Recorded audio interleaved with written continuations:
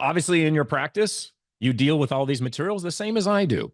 And so we have a lot of options. There's no one right way to do things. All right, Ryan from Winnipeg, Canada. Thanks for chiming in. Um, there's a lot of cementation options, right?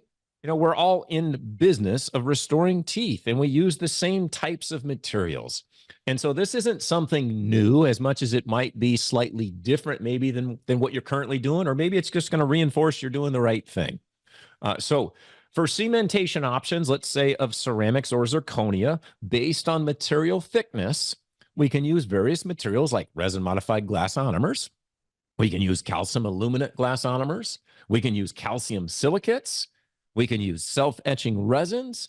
We can use bonding agents with either light cured and or dual cured resins. So we have a lot of options. There's no one exact way you must do it every time. When you have a case like this, you obviously could pick a lot of different options on how to treat it. You know, you could certainly crown all the teeth instead of being conservative and doing veneers in certain places. But the reason I picked this one is to say, hey, look, doesn't matter if we've got veneers, if we got crowns, if we got implants, if we have a mix of things, we can't always use the same cement or the same type of adhesion. Sometimes we have to have a few different things. And I know as dentists, we like a dogmatic approach. It's like, just give me one thing and let me do it the same way over and over again. Well, that's fine. That's one way to do things.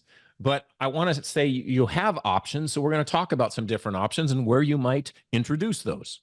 Now, obviously, more simplistic cases, the everyday bread and butter types of cases where we're doing traditional crown preps or bridges. We have, standard axial wall heights. We have good taper, where we have really nice retention that we're not required to use an adhesive type of technology to hold things in place, right? So we see these on a regular basis.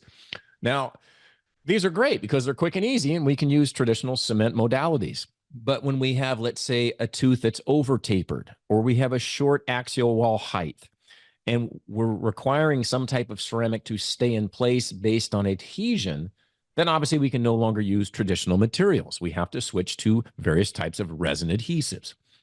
Okay, so knowing that, we at least have two different types of scenarios. One that requires mechanical retention, so you can use restorative materials that are strong enough to be cemented.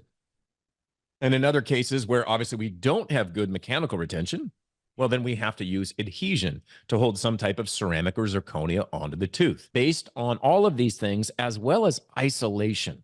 You've all probably had a patient the same as I, where their tongue is like stronger than two people, like pulling on them. The tongue is just overwhelmingly powerful. And it doesn't matter how hard you pull, you can't keep that tongue out of the way. And so therefore, maybe a rubber dam or an isolite or something to help hold it out of the way is helpful.